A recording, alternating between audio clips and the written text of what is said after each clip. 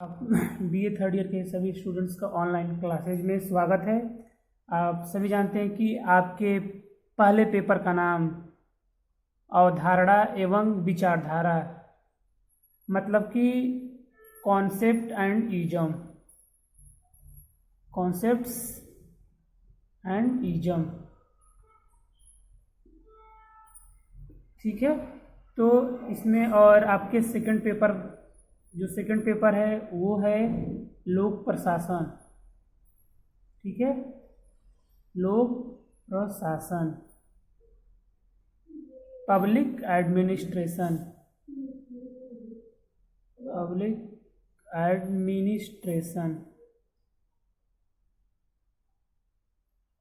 और जो हमारा तीसरा पेपर है वो है अंतर्राष्ट्रीय संबंध, राष्ट्रीय संबंध,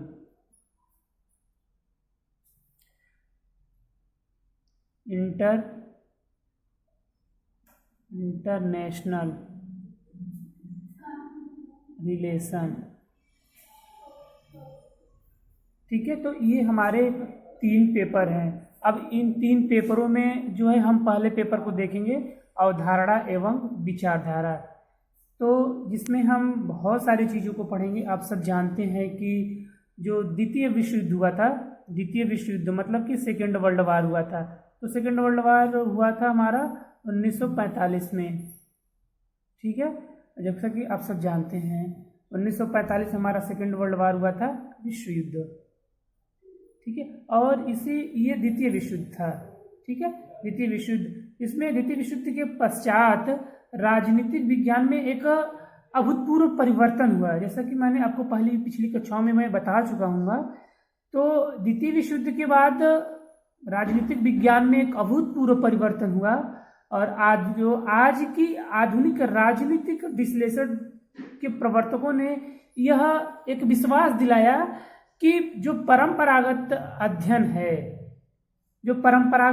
अध्ययन है राजनीति शास्त्र का, वो केवल विधि एवं संविधान के विश्लेषणों पर अधिक बल दिया गया है। ठीक है, मतलब कि सिर्फ जो हमारी एक विधि और संविधान एक संस्थागत चीजों पे ही इनके केवल इस पे अधिक बल दिया गया था, लेकिन इसी के फलस्वरूप द्वितीय विश्व युद्ध के बाद ये परंपरागत राजनीति थी, विधि और संविधान पे ही विशेष तौर से बल दिया गया था। तो उसके बाद क्या हुआ कि इस अवधारणा एवं विचारधारा में द्वितीय विश्व युद्ध के बाद जब ये आया, तो इसमें बहुत सारी जो सामाजिक संरचनाएं थी, इसमें सामाजिक संरचना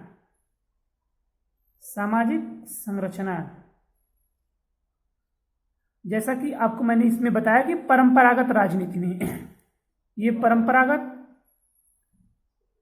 राजनीति और ये आधुनिक राजनीति। परंपरागत राजनीति में केवल लोगों ने विधियों को देखा, विधि और जो संविधान थे केवल संस्थागत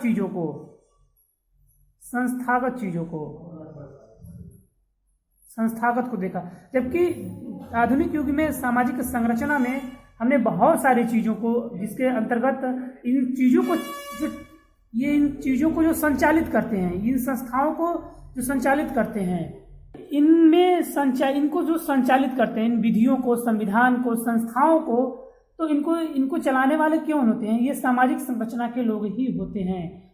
ठीक है, तो सबसे जरूरी चीज ये है कि इसमें आधुनिक सिद्धांत में ये बताया गया कि इनको भी गतिशील होना चाहिए, इनके साथ साथ, इन लोगों के साथ साथ है। ठीक है, मतलब कि व्यवहारवादी राजनीति का आगमन होने वाला था।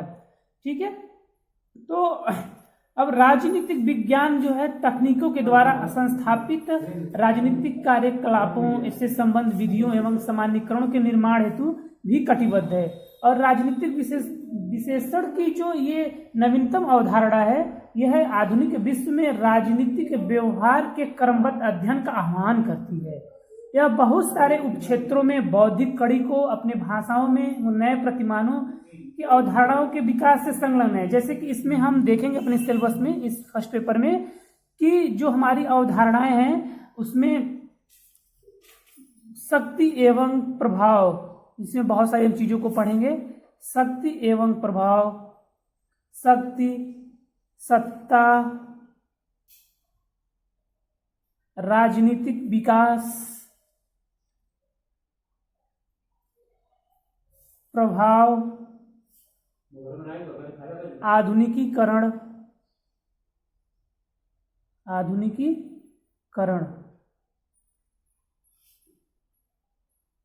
राजनीतिक संस्कृति एवं वैधता इत्यादि बहुत सारी चीजों को हम पढ़ेंगे। क्योंकि अभी हम इसके आगे हम जो है समाजवाद, साम्राज्यवाद, व्यक्तिवाद, उदारवाद, अराजकतावाद, सामाजिक न्याय, धर्मनिरपेक्षतावाद, राष्ट्रवाद, लोकतंत्रवाद, समग्र अधिकारवाद, मतलब कि इसके अलावा हम फांसीवाद से संबंधित चीजें, नववामपंथवाद इत्यादि बहुत सारी चीजों को हम पढ़ेंगे। ठीक है, तो इसमें हम बहुत सारी चीजों को पढ़ेंगे, जिसमें हम पहली चीज ये पढ़ेंगे, पहला चैप्टर हमारा ये होगा शक्ति तथा प्रभाव की अवधारणा। प्रभाव की अवधारणा। वैसे ये आपका जो फर्स्ट पेपर है अवधारणा एवं विचार, ये पेपर ऑब्जेक्टिव है, और ये आपका पेपर जो लोक प्रशासन है, अंतर्राष्ट्रीय संबंध है, ये दोनों जो है थ्योरेटिकल पेपर हैं। इसमें इन दोनों को हम थ्योरेटिकल पढ़ेंगे, और ये हमारी अवधारणा एवं विचारधारा फर्स्ट पेपर जो है हमारी ऑब्जेक्टिव होगी। और आज जो है हमारा ये पहला चैप्टर होगा शक्ति तथा प्रभाव की अवधारणा। जैसा कि हम ये जानते हैं कि जो शक्ति, इसमें दो चीजों का समावेश है, शक्ति तथा प्रभाव। ठीक है, एक तरह से हम देखें तो जो शक्ति है, शक्ति के बारे में हम जानते हैं, इसे हम इंग्लिश में पावर कहते हैं, और इससे हर कोई परिचित होगा, ऐसा नहीं है कि कोई इसे अनभिज्ञ होगा। और देखें तो कि आज आधुनिक युग में चाहे वो राजनीति हो, चाहे वो सामाजिक हो, चाहे आर्थिक केंद्र हो, चाहे कोई भी जगह हो, अगर हम देखें तो आज के युग में आधुनिक राजनीति में विज्ञान की जो केंद्रीय अवधारणा है, जिसका जो मूल है उसका, वो पावर ही है, शक्ति ही है। कोई भी राज्य, संप्रभुता, सरकार, कानून इत्यादि में शक्ति को ही प्रमुख तत्व माना जाता है, क्योंकि बिना शक्ति के कुछ भी नहीं किया जा सकता है। जैसा कि हमारे दो विचारक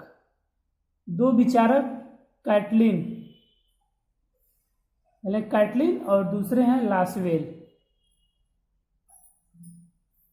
ठीक है, कैटलिन और लासवेल ने ये कहा है कि राजनीतिक विज्ञान ही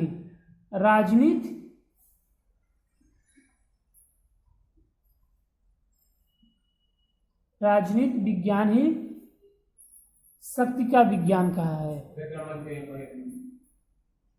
शक्ति का विज्ञान कहा है, एक तरह से यह जो है एक स्टेटमेंट भी है लासवेल और कैटलिन दोनों लोगों का। ये लासवेल और कैटलिन दोनों का ये स्टेटमेंट भी है, एग्जाम में हमेशा आता भी है। हम अगर इन दोनों का ये अगर देखें तो स्टेटमेंट तो दोनों लोगों का है, लेकिन हम प्राथमिकता कैटलिन को देंगे। ठीक है, कि अगर जब कैटलिन ना हो तभी हम लासवेल को टिक करेंगे कि राजनीतिक विज्ञान ही शक्ति का विज्ञान है, और किसी भी स्टेटमेंट को हम डबल इन्वर्टेड कामा में इंक्लूड करते हैं। तो अब इसके आगे हम देखेंगे कि यहाँ पे जो है विलियम रॉबसन, एक और विचारक हुए हैं, विलियम रॉबसन, इन्होंने भी राजनीतिक विज्ञान में जो है बहुत सारी चीज़ों को जो है सामाजिक विज्ञान मानते हैं। शक्ति, उसकी प्रकृति, आधार, प्रक्रियाओं को वो सामाजिक विज्ञान मानते हैं। ठीक है, और इसके पहले अगर हम देखें तो जो प्राचीन समय था, ठीक है, प्राचीन समय में भी ऐसे शक्ति की अवधारणा की उपेक्षा नहीं की गई थी। ठीक है, तो प्राचीन समय में राजनीतिक जो दार्शनिक थे, उन चिंतक थे, वो शक्ति को भी वो भी मानते थे। हम अगर देखें तो पीछे जाएं तो देखें कि बहुत सारे जो चिंतक हुए हैं, जैसे कि पाश्चात्य विचारक में ही हम ले लें तो उसमें बहुत सारे चिंतक मैकियावेली हैं, मैकियावेली हैं, हॉब्स हैं, कौटिल्य, और हमारे जो भारतीय विचारक हैं कौटिल्य हैं, इन्होंने भी शक्ति को माना है। ठीक है, ये कौटिल्य जो भारतीय प्राचीन राजनीतिक चिंतक हैं। ठीक है, और इसके बाद अन्य पाश्चात्य विचारकों में हिंगल, बोसांके। ठीक है, इतना मैं अब बाकी मैं आगे आपको कुछ ऑब्जेक्टिव क्वेश्चन के साथ आगे और भी चीज़ें मैं बताऊंगा आपको। अब आज के लिए इतना ही, धन्यवाद।